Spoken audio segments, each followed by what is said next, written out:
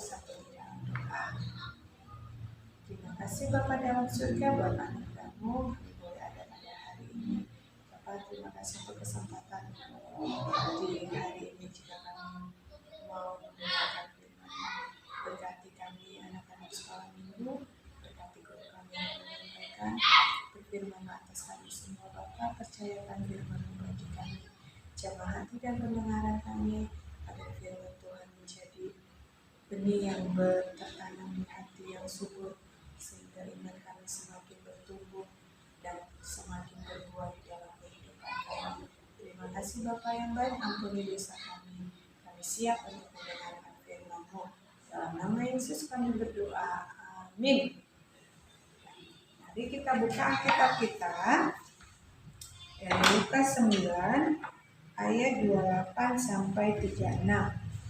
Lukas 9 ayat 28 sampai 36. Judul firman-Nya Yesus dimuliakan di atas gunung. Kita baca, sudah dapat semua?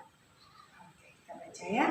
Kira-kira 8 hari sesudah segala pengajaran itu, Yesus membawa Petrus, Yohanes, dan Yakobus lalu naik ke atas gunung untuk berdoa. Ketika ia sedang berdoa, rupa wajahnya berubah dan pakaiannya menjadi putih berkilau-kilauan. Dan tampaklah 2 orang berbicara dengan dia, yaitu Musa dan Elia. Keduanya menampakkan diri dalam kemuliaan dan berbicara tentang tujuan kepergiannya yang akan digenapinya di Yerusalem. Sementara itu Petrus dan teman-temannya telah tertidur. Dan ketika mereka terbangun, mereka melihat Yesus dalam kemuliaannya dan kedua orang yang berdiri di depannya itu. Dan ketika kedua orang itu hendak meninggalkan Yesus, Petrus berkata kepadanya, "Guru, betapa bahagianya kami berada di tempat ini. Baiklah kami dirikan sekarang 3 kemah, 1 untuk engkau, 1 untuk Musa, dan 1 untuk Elia." Tetapi Petrus tidak tahu apa yang dikatakannya itu. Sementara ia berkata demikian, datanglah awan menaungi mereka. Dan ketika mereka masuk ke dalam awan itu, takutlah mereka. Maka terdengarlah suara dari dalam awan itu yang berkata, "Inilah anakku yang kupilih, dengarkanlah dia." Ketika suara itu terdengar, nampaklah Yesus tinggal seorang diri, dan murid-murid itu merahasiakannya. Dan pada masa itu mereka tidak menceritakan kepada siapapun apa yang telah mereka lihat itu. Ya, puji Tuhan, kita sudah membaca natsnya. Hari ini cerita Alkitab kita judulnya Menyaksikan Kemuliaan Yesus. Ya, kemuliaan Yesus. Nah, adik-adik, siapa yang di sini percaya bahwa Tuhan Yesus adalah anak Allah? Iya, saya Bu, ya Ibu yakin semua di rumah pasti pada tunjuk tangan ya, walaupun Ibu tidak lihat dari sini. Iya, Yesus adalah anak Allah. Itu adalah iman yang benar, yang percaya bahwa Tuhan Yesus adalah anak Allah. Nah, dari mana kita tahu bahwa Tuhan Yesus adalah anak Allah? Ya, dari firman Tuhan, kemudian dari kesaksian para murid yang juga ada di firman Tuhan. Dan dari adik-adik ingat waktu kisah firman Tuhan yang waktu Tuhan Yesus dibaptis di Sungai Yordan, dia dibaptis oleh Yohanes Pembaptis. Dan ketika Tuhan Yesus dibaptis di Sungai Yordan, lalu dia naik dari air, kemudian tiba-tiba ada burung merpati turun dari langit yang berdiri di atas Tuhan Yesus, lalu terdengar suara dari langit yang menyatakan, "Inilah anak yang kukasihi." Ya, itu satu ya kesaksian yang dilihat oleh banyak orang yang pada saat Yesus sedang dibaptis oleh Yohanes Pembaptis ya. "Inilah anak yang kukasihi," suara yang dari surga, Bapa yang berkata bahwa Tuhan Yesus adalah anaknya, anak yang dikasihinya. Lalu kemudian di pengalaman yang ini pada saat Tuhan Yesus ada di Gunung Tabor ya bersama muridnya yaitu Yohanes dan Petrus. Nah, pada saat Tuhan Yesus juga sedang berdoa, tiba-tiba datang 2 orang, yaitu Alkitab katakan bahwa 2 orang itu adalah Musa dan Elia. Nah, adik-adik tahu kan Musa dan Elia adalah nabi di zaman perjanjian lama sekali sebelum Tuhan Yesus lahir. Nah, nabi ini tentu sudah meninggal ya, sudah tutup usia, sudah meninggal dan sudah ada di sorga. Tapi ketika Tuhan Yesus sedang berdoa, kedua nabi ini yang sudah yang sudah ada di sorga ini datang berada di samping Tuhan Yesus yang sedang berdoa. Nah, ketika itu terjadi murid-murid yang pada saat itu Yohanes dan Petrus yang ada di lokasi tempat yang tidak jauh dari tempat Tuhan Yesus berdoa melihat begitu terangnya suasana tempat itu, 3 orang ini ya, ada Tuhan Yesus, Musa dan Elia. Mereka melihat terang sekali, cahaya yang sangat terang yang menggambarkan kemuliaan Tuhan Yesus, kemuliaan Musa dan Elia yang ada pada saat itu, yang ada di tempat itu. Musa dan Elia bercerita atau berbicara dengan Tuhan Yesus, menyatakan bahwa Tuhan Yesus, visi misi perjalanan Tuhan Yesus yang nanti akan terjadi di Yerusalem itu yang menjelang menjelang Tuhan Yesus akan ditangkap, kemudian akan disalibkan dan mati di Golgota. Nah, itu yang terjadi. Nah, pada saat kemudian itu dilihat Tuhan Yesus, dilihat Petrus sama Yohanes, murid-murid yang ada di situ, lalu mereka kagum, mereka takjub ya. Lalu mereka berkata, mereka bersyukur, Tuhan Yesus, kami sangat bersyukur, kami bisa melihat dan berjumpa Musa dan Elia. Bayangin ya saya, nabi yang sudah lama sekali meninggal atau tutup usia dan tempatnya pasti di surga karena mereka bisa datang kembali dalam kemuliaannya, bukan dalam bentuk manusia biasa, tetapi dalam kemuliaannya mereka melihat Musa Elia berbicara dengan Tuhan Yesus. Saking kagumnya Petrus berkata di kitab suci, kami akan bangun kemah sebagai tanda bahwa Musa pernah datang ke sini, bahwa Elia pernah datang ke sini, dan Tuhan Yesus juga ada di sini sedang berbicara. Jadi 3 kemah maksudnya untuk Musa, untuk Nabi Elia, dan Tuhan Yesus untuk sebagai sejarah kali ya, maksudnya Petrus sebagai tanda bahwa Musa, Elia, dan Tuhan Yesus itu pernah berbicara di tempat ini, di bukit di Gunung Tabor, di tempat Tuhan Yesus sedang berdoa, ya kan? Lalu itulah tadi ketika Petrus berkata seperti saking dia senangnya ya, dia bilang, aku nanti buat suatu kemah sebagai tanda supaya sebagai kenang-kenangan bahwa Musa, Elia, dan Tuhan Yesus, kami melihat kemuliaan yang luar biasa. Tapi Tuhan Yesus sejak ketika Petrus berkata begitu, lalu tiba-tiba turunlah awan melingkupi siapa? Tuhan Yesus, lalu murid-murid yang ada di situ. Lalu ketika awan itu turun melingkupi mereka semua, ada suara kembali terdengar. Suara yang menyatakan yang ada di ayat berapa kita baca? Datanglah awan menaungi mereka, dan ketika mereka masuk ke dalam awan itu, takutlah mereka. Maka terdengarlah suara dari dalam awan itu yang berkata, inilah anakku yang kupilih, dengarkanlah dia ya. Dari pasal 34 dan pasal 35.